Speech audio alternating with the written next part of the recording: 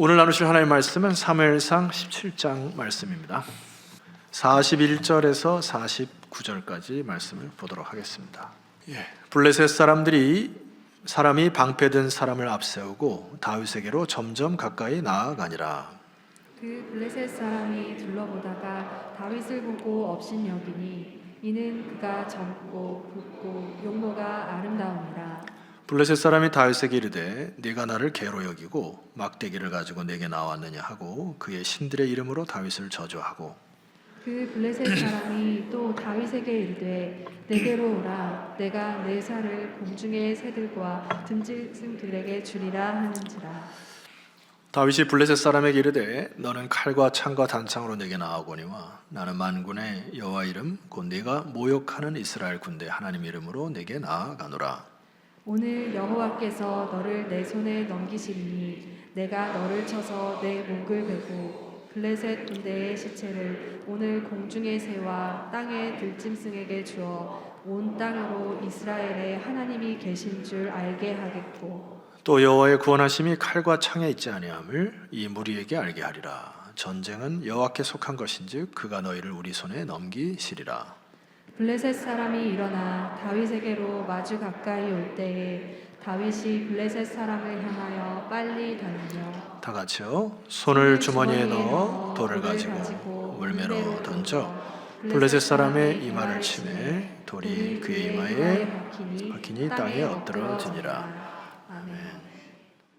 오늘 말씀은 너무나 여러분이 잘 아시는 그 골리앗과 다윗의 싸움 이야기인데, 제가 구체적으로 여러분에게 말씀 안 드릴 거예요. 이미 다 아시는 부분이고, 제가 여러분에게 드려야 될 것은 이제 오늘 이 스토리 전에 사울과 다윗이 품었던 마음들을 좀 나눠보고자 합니다. 그래서 먼저 첫 번째 우리가 정리하고 넘어가야 될 것은 예수님을 팔았던 가룟 유다나 오늘 사울이 그의 인생을 실패하고 넘어질 때 마치 하나님이 그의 인생을 그렇게 만드셨던 것처럼 생각하셔서는 안 됩니다. 이것을 운명론이라고 하는데, 운명론에 빠지게 되면 패배주의로 살아가게 됩니다. 그냥 내 인생이 그렇게 되는 것이다 이렇게 생각하면서 전반적인 인생에 힘이 없이 살아가게 되는 것이에요. 그래서 우리 크리스찬들의 삶 속에서는 운명론으로 살아가는 것을 거부하셔야 됩니다.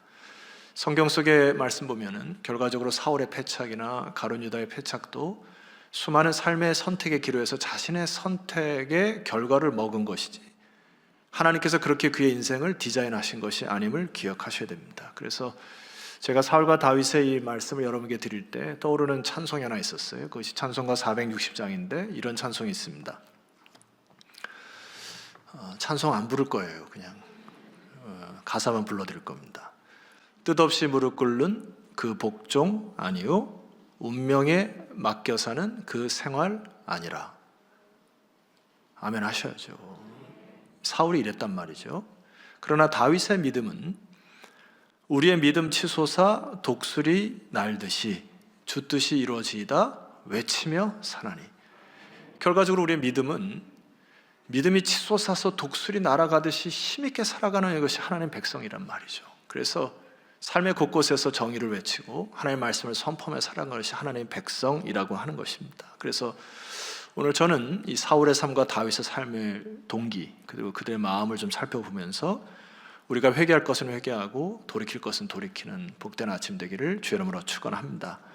먼저 사울의 부르심과 삶을 보시면 좋겠어요. 자, 우리 사무엘상 9장으로 넘어가시게 되면 오늘 아마 사울과 다윗의 총 정리가 될 것 같은데, 성경 갖고 계신 분들 사무엘상 9장으로 내려가셔서 저 위로 쭉 올라갈 텐데 한번 보시면 되겠습니다. 이런 말씀이 있어요. 사울의 부르심입니다.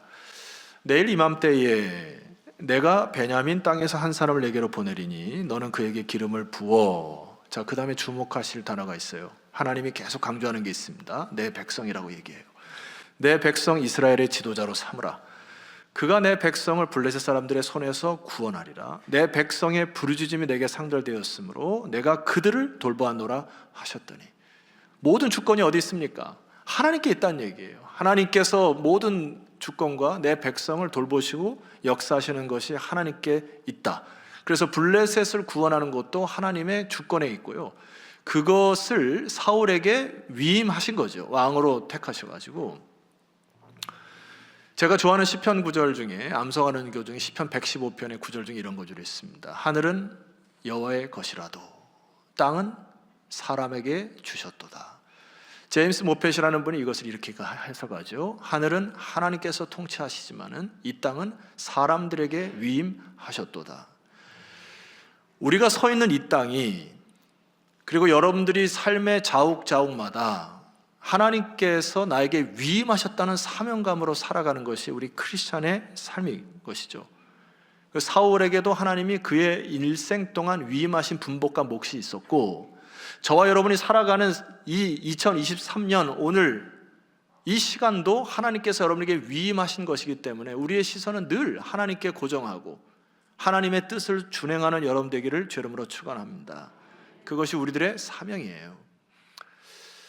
제가 2주 전에 어떤 유튜브 영상을 보면서 조금 의아한 영상이 하나 있는데, 영상을 안 보여드릴 거예요. 왜냐면 그거밖에 생각 안 나기 때문에. 제가 봤던 영상 중에 하나가 화성 탐사선을 보내가지고 화성의 지질을 연구하고 화성의 공기질을 연구하고, 그래서 이것들을 지구에 쏘아가지고 거기서 인간이 살 수 있는지를 알아보고 우주과학적으로 탐사선을 보내서 보내왔던 것이 있습니다. 기억나는 것 중에는 거의 98%, 99%가 이산화탄소로 덮여있기 때문에 숨을 쉴 수가 없어요. 이 인간이 살아갈 건. 그 다음에 화성의 지질을 검사해도 물을 찾을 수 없는, 그래서 물과 공기가 전혀 인간이 살 수 없는 그런 땅이 화성입니다. 근데 제가 의아한 것 중에 하나가 수조원을 때려 붓거든요.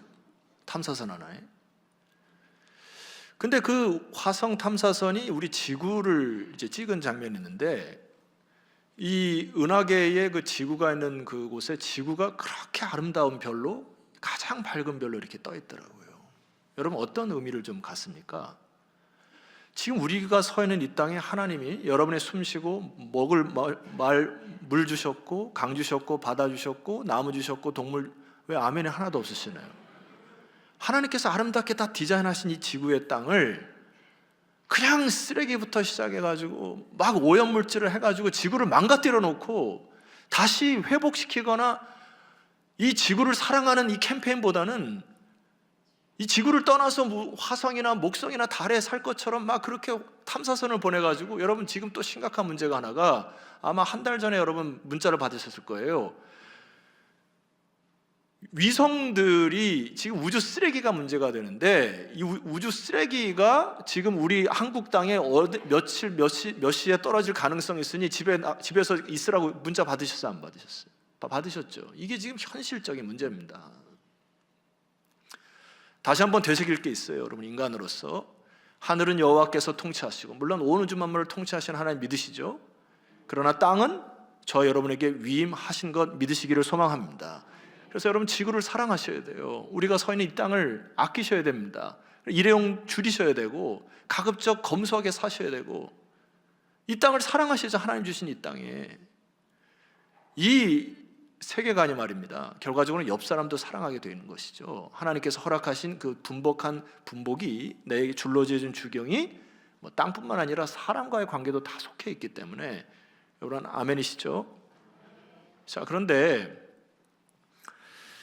이 사울의 패착을 통해서 우리가 교훈을 좀 받아야 될 것입니다.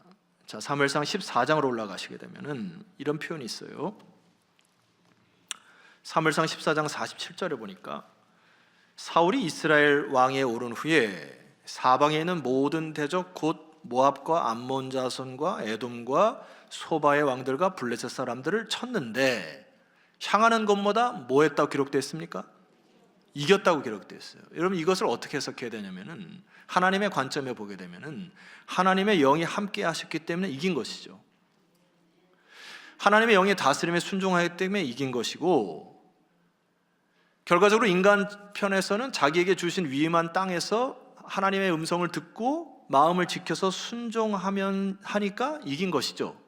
그러니까 이게 하나님과 우리 인간이 협업을 한 게 된 것이죠. 그런데 마음을 지키지 못한 사울의 패착이 있습니다. 그것을 사무엘상 16장 14절로 넘어가시게 되면 올라가 봅시다. 여러분이 한번 읽어볼까요? 이 부분은 14절입니다. 시작. 여호와의 영이 사울에게서 떠나고 여호와께서 부리시는 악령이 그를 번뇌하게 한지라. 자, 지난주에 말씀드렸듯이 마치 사울의 인생은 끈 떨어진 연과 같이 되어버린 것이죠. 여호와의 영이 사울에게서 떠났다는 얘기는 뭐죠? 사울의 마음이 하나님 앞에 온전히 드려지지 못하고 마치 자기가 싸웠던 것이 자기가 싸운 것처럼 하나님 없이, 하나님과의 상관없이 수많은 계획들, 수많은 싸움들을 싸우다 보니까 결과적으로 번뇌함이 생겼다는 얘기잖아요.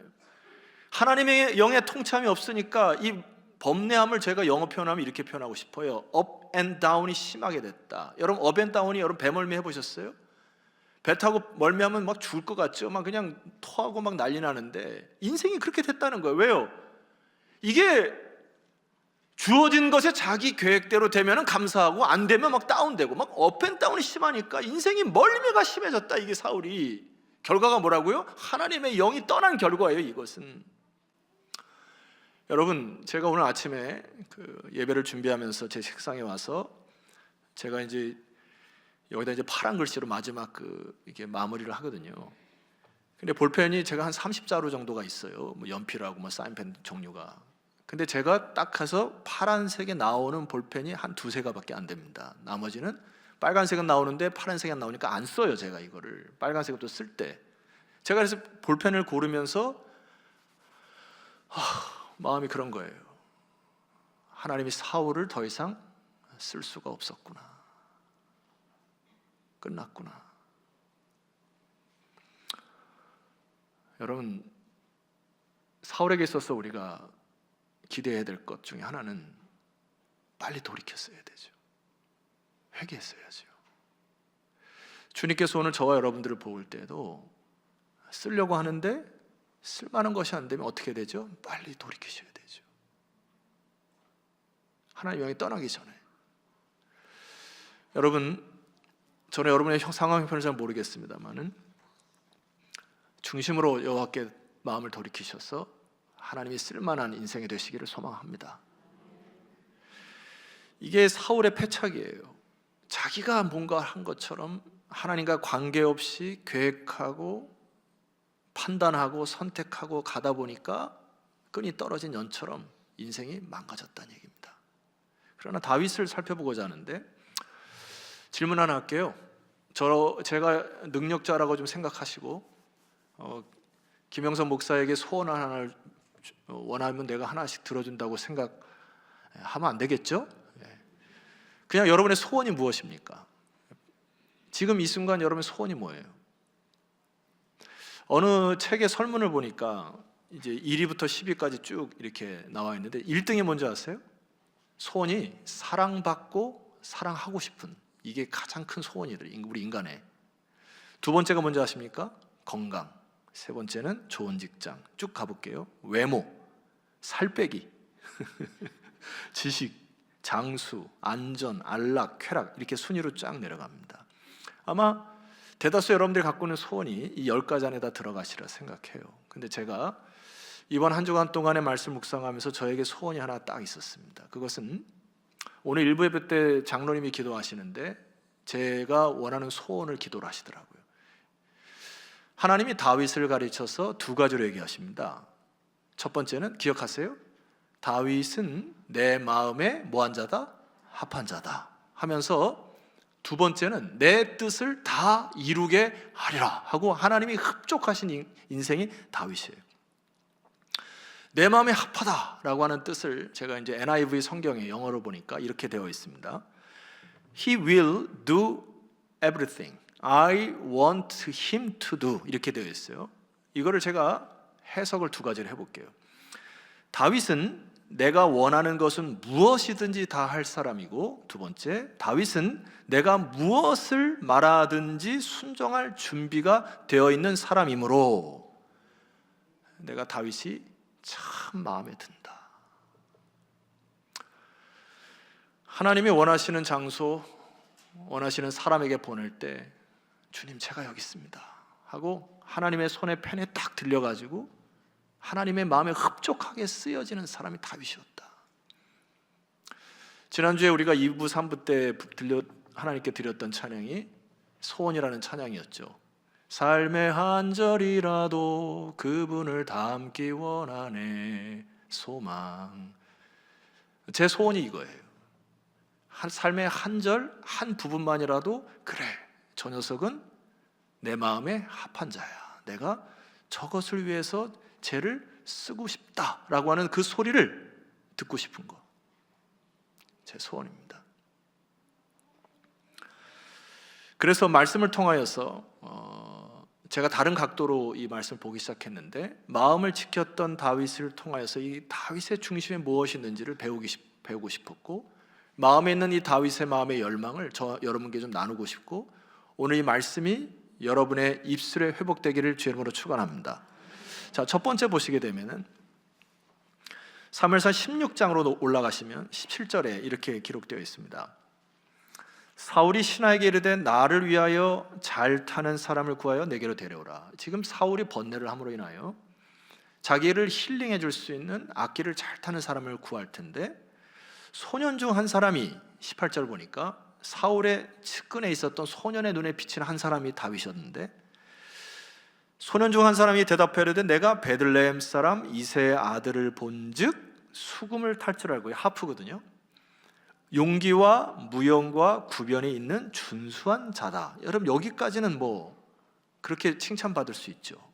그런데 이 칭찬의 그 뿌리를 살펴보니까 그 다음입니다. 여호와께서 그와 함께 계시리이다.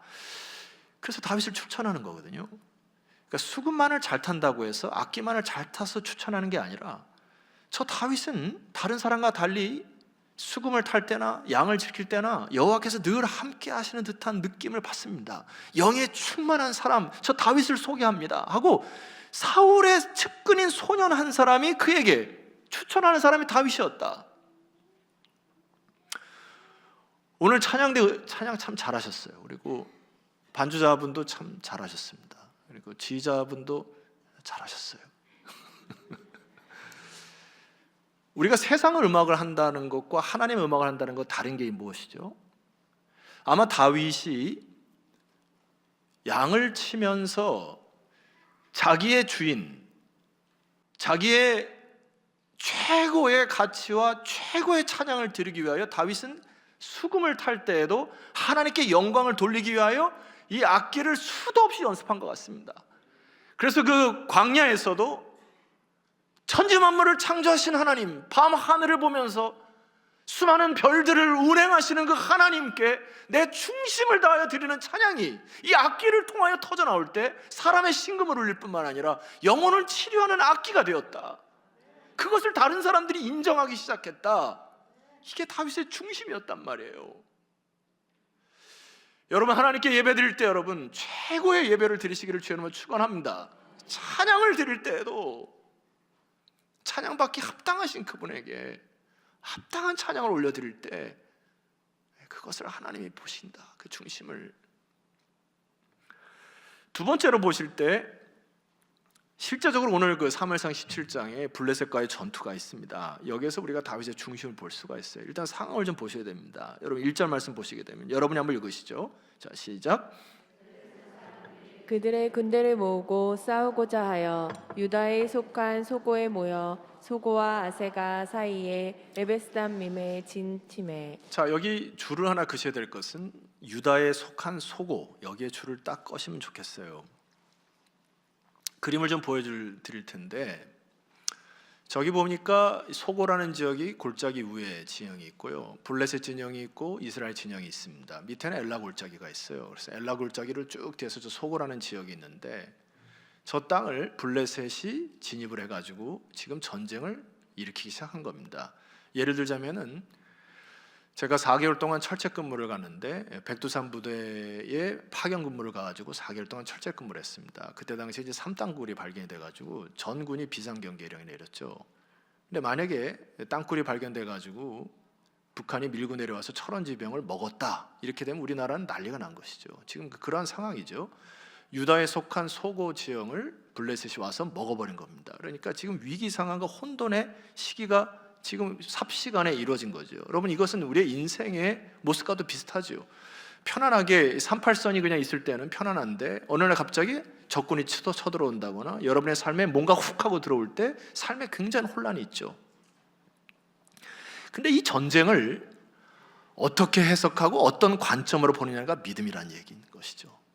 사울은 이 부분을 보는 거, 그리고 백성들이 보는 거, 다윗이 보는 관점, 이것을 제가 좀 살펴보려고 하는데, 먼저 여러분 사무엘이 이 전쟁을 묘사하는 것을 제가 쭉 읽어드릴 테니까 뭐에 강조점을 두는지 한번 살펴보세요. 제가 4절부터 7절까지 빠르게 읽어드립니다. 아시는 부분이기 때문에. 블레셋 사람들의 진영에서 싸움을 도두는 자가 왔는데 그의 이름은 골리앗이요 가뎃 사람이라. 그의 키는 6규빗 한 뼘이요 머리에는 노투구를 썼고 몸에는 비늘 같은 갑옷을 입었으니 그 갑옷의 무게가 놋 5,000세겔이며 그의 다리에는 놋 각반을 쳤고 어깨 사이는 놋 단창을 메었으니 그 창자루는 배틀채 같고 창날은 철 600세겔이며 방패든 자가 앞서 행하더라. 필요 이상으로 디테일하게 얘기하죠. 굳이 이렇게 얘기할 필요 없죠. 그냥 골리앗 장수가 나왔다 이렇게 하면 되는데 사무엘은 그렇게 표현하지 않습니다. 그리고 여기에 담아둔 두 가지의 암시적인 단어가 있어요. 골리앗을 장수라고 표현하지 않습니다. 사무엘은 거기 뭐라고 표현하죠? 초반절에 싸움을 도두는 자 정도밖에 사무엘이 인정을 안 해요. 아마 골리앗은 허우대는 멀쩡했지만 장수처럼 싸워본 적 경험이 없는 사람임을 암시하는 것입니다. 이 암시에 또 하나가 있어요. 여러분 그림을 한번 보시게 되면 여러분들이 평소에 못 봤던 그림 중에 하나가 뭘까요?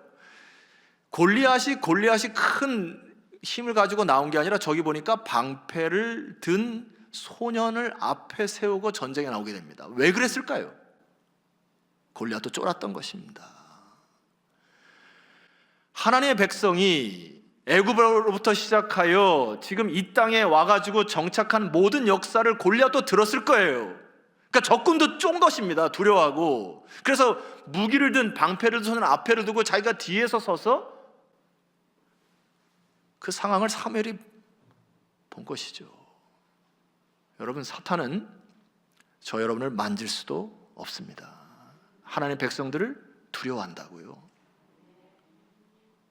이걸 사무엘이 얘기하는 거고, 두 번째 사무엘이 암시하는 게 뭐죠? 너무 사람들은 눈에 보이는 것에 약하다. 눈에 보이는 골리앗의 크기, 무기, 칼자루, 창자루, 방패 크기만 보고 주눅든다. 사단이 그것을 우리들에게 유혹하고 넘어뜨리게 하는 가장 트랩이 외부적으로 화려하고 크고 이것에 주눅들어 살아가는 것, 이것을 경계해라. 이게 사무엘이 우리에게 주는 메시지잖아요. 자, 이 유혹과 트랩에 걸려 넘어집니다. 누가요? 사울과 백성들이에요. 대다수 많은 그리스도인들이 이 세상을 살면서 화려함과 크기와 어떤 그런 것에 주눅들어 살아가는 모습이 사무엘이 꼴불견이다 이런 것 같아요. 자, 보세요. 10절 말씀 보십시다. 그 블레셋 사람이 또 이르되 내가 오늘 이스라엘의 군대를 모욕하였으니 사람을 보내어 나와 더불어 싸우게 하라 한지라. 11절 사울과 온 이스라엘이 블레셋 사람의 이 말을 듣고 뭐 했다고요? 놀라서 크게 두려워하여 자빠진지라. 여러분 이것은 믿음의 사람들이 아닙니다. 이러한 위기가 올 때 두려움에 휩싸이게 되면은 우리는 두 가지 행동을 취합니다. 첫 번째는 타협을 하게 돼요. 다 내주자. 두 번째는 그냥 무너집니다. 아무 싸워보지도 않았고 스스로 무너져서 소명과는 무관한 삶을 살아가는 패배주의, 운명주의자처럼 살아가는 거 사무엘이 커버하라고 하는 거예요. 제가 아멘을 했으면 제가 힘나게 더 해볼 텐데, 여러분 운명을 거부하십시다. 눈에 보이는 것에 주눅들어 살아갈 이유가 없죠. 자, 그러면 다윗을 통하여 우리가 마음속에 회복돼야 될 것이 있어요. 다윗을 소개하는데 성경에서 이전까지 없었던 이 다윗의 말을 통하여서 좀 도전받기 원합니다. 다윗이 첫 번째 말을 이렇게 하는데요. 사무엘상 17장 26절로 올라가시면은 다윗이 곁에 서 있는 사람들에게 말하 이르되 이 블레셋 사람을 죽여 이스라엘의 치욕을 제거하는 사람에게는 어떠한 대우를 하겠느냐. 여러분 기백이 보이세요? 그리고 이제 유명한 이 말을 하죠. 이 할례 받지 않은 블레셋 사람이 누구이기에 그 다음 선포 같이 해볼까요? 살아계신, 시작. 살아계시는 하나님의 군대를 모욕하겠느냐? 백성들의 눈에는 골리앗의 크게 큰 것과 그의 눈에 보이는 것이 다인 줄 알았지만 다윗이 섬기는 하나님의 중심이, 하나님의 크심이 골리앗을 쪼만하게 만들고 짐승처럼 여기는 그런 믿음의 크기로 다윗은 보고 있습니다. 어떻게 살아계신 하나님의 군대를 모욕하겠나? 이 창피해서 못 살겠다, 이거 아니에요 다윗이. 이게 신앙의 자존심, 아멘이시죠? 이게 우리의 삶을 살아갈 때 힘의 근원이 되셔야 되죠. 우리 하나님은 살아계신다. 먼저 그의 나라와 의를 구하면은 이 모든 것을 더하시는 하나님을 붙들고 나가자, 이게 우리의 믿음의 기백 아닙니까?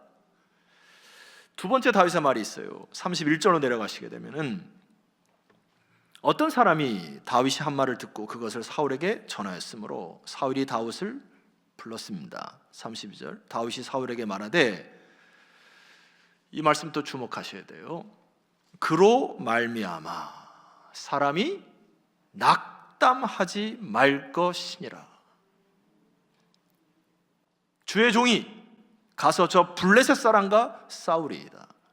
지금 누가 누구에게 얘기하는 겁니까? 왕 앞에 이 소년 다윗의 말에 믿음의 기백 보세요.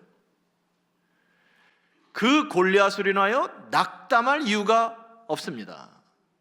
주의 종이, 다윗이 자기를 가리켜 얘기합니다. 주의 종이 가서 저 블레셋 사람과 싸울 것입니다. 나의 왕은 하나님이시고 하나님이 이 모든 전쟁의 주인이시기 때문에 나는 그분의 음성을 듣고 싸우는 종일 뿐이지 이 싸움의 주권은 하나님에게 있습니다. 낙담하지 마십시오. 다윗의 고백입니다.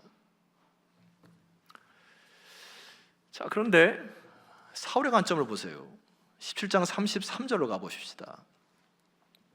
네가 가서 그와 싸울 수 없으리니 너는 소년이요 그는 어려서부터 용사임이니라. 사울 역시 여전히 겉으로 보여지는 현상에 주목합니다. 너는 키 작은 소년이고 저 골리앗은 용사이기 때문에 잽이 안 된다. 이렇게 말하는 사울에게 다윗이 또 신앙 고백을 해요. 여러분, 이게 신앙의 원리가 여러분에 회복되었으면 좋겠는데 34절 이하를 제가 읽어드립니다. 다윗이 사울에게 말하되 주의 종이 아버지의 양을 지킬 때에 사자나 곰이 와서 양떼에서 새끼를 물어가면 내가 따라가서 그것을 치고 그 입에서 새끼를 건져내었고 그것이 일어나 나를 해하고자 하면 내가 그 수염을 잡고 그것을 쳐 죽였나이다. 주의 종이 사자와 곰도 쳤은즉 살아계신 하나님의 군대를 모욕하니 할례받지 않은 블레셋 사람이리까 그가 그 짐승의 하나와 같이 되리이다. 37절 주목하십시오. 또 다윗이 말하여 이르되 여호와께서 나를 사자의 발톱과 곰의 발톱에서 건져내셨은즉 나를 이 블레셋 사람의 손에서도 건져내시리이다. 하나님, 내가 어렸을 적에 목동으로 지냈을 때도 사자 곰에서 발톱에 건져내셨던 그 하나님께서 오늘 내가 살아있는 이 순간조차도 하나님이 나를 지키실 것이고 내가 앞으로 죽을 때까지도 나의 하나님은 살아계신 나의 하나님이므로 내가 주눅들 이유가 없나이다. 요한계시록을 통해 여러분 계속 말씀드렸죠. 하나님은 전에도 계셨고 이제도 계시고 장차 올 영원한 왕이심을 믿습니까? 우리는 삶의 현장 속에 이 고백을 해야 되죠. 살아계신 하나님, 지금까지 나를 지키셨고 나를 포기하지 아니하실 것이고 나를 영원한 천국으로 인도하실 거라는 신앙 고백이 회복되기를 소망합니다. 이것이 실질적인 블레셋과의 골리앗과의 싸움의 현장에서 힘과 무기가 된단 말입니다. 그것이 오늘 본문의 말씀이에요. 44절 보십시다. 그 블레셋 사람이 또 다윗에게 이르되 내게로 오라. 내가 내 살을 공중의 새들과 들짐승에 주리라 하는지라. 지금 붙었죠. 45절, 다윗이 블레셋 사람에게 이르되 너는 칼과 창과 단창으로 내게 나아오거니와. 이 부분은 다 같이 선포하겠습니다. 시작. 나는 만군의 여호와의 이름 곧 내가 모욕하는 이스라엘 군대의 하나님의 이름으로 내게 나아가노라. 아멘. 다윗은 이 전쟁의 무기가 하나님의 이름을 갖고 나가서 싸우고 너는 보여지는 칼과 창과 단창으로 나오지만 나는 네가 모욕하는 이스라엘 군대 하나님의 이름으로 나아간다고는 이 마음 회복하시기를 소망하고요.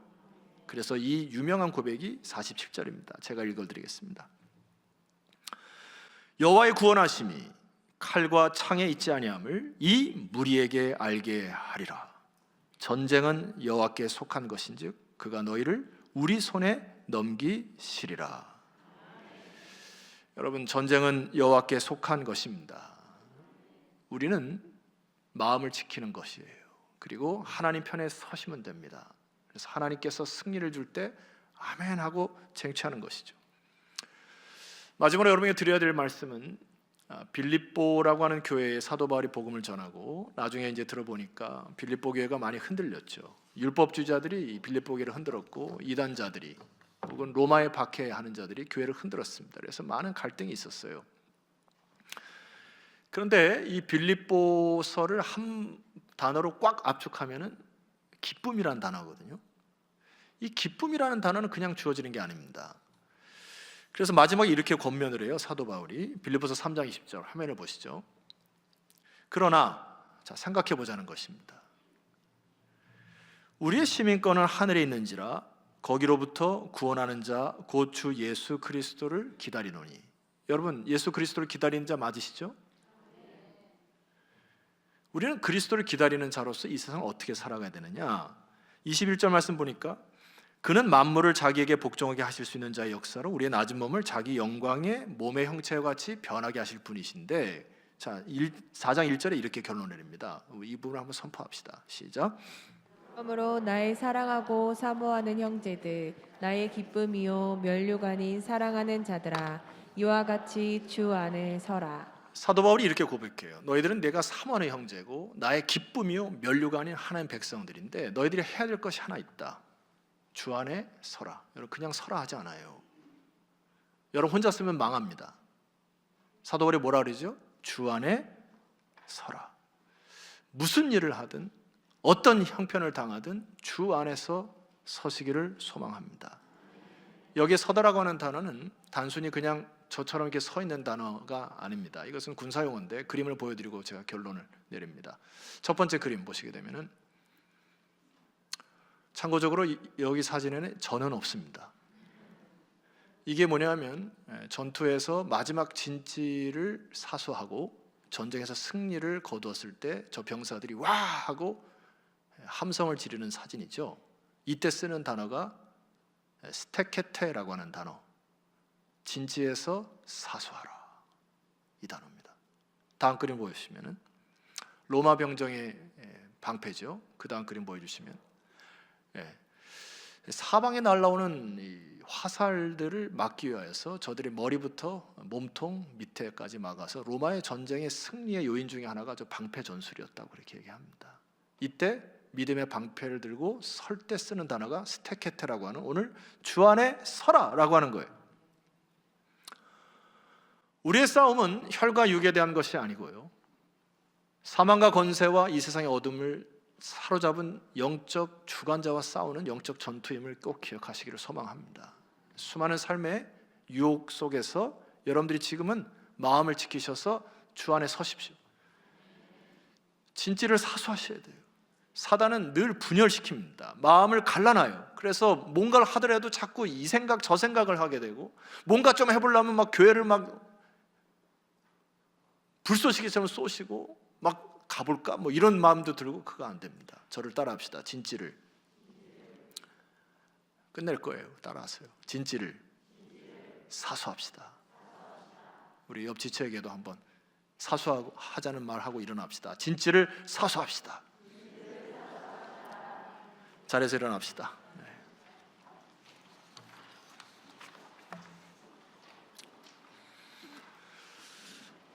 이 시대가 참 어려운 시대이지만 이 찬양을 부르면서 손에 손을 맞잡고 마음과 마음을 이어서 우리 영적 진지를 사수하는 마음으로 하나님 앞에 찬송드리며 나아갑니다. 수많은 전쟁과 유혹과 갈등 속에 있을 것입니다. 여러분, 전쟁은 하나님께 속하심을 믿습니까? 주위를 둘러보면 아무것도 없는 듯한 느낌이 들지만 믿음의 눈을 들면 우리를 향하신 여호와의 인자하심과 여호와의 크심이 여러분을 압도할 것입니다. 믿음의 눈을 들어 수많은 어려움과 장애물들을 뛰어넘는 우리 믿음의 권속들, 믿음의 공동체가 되게 해달라고 우리 다 같이 합심하여 주 앞에 기도하며 나아가도록 하겠습니다. 기도합시다.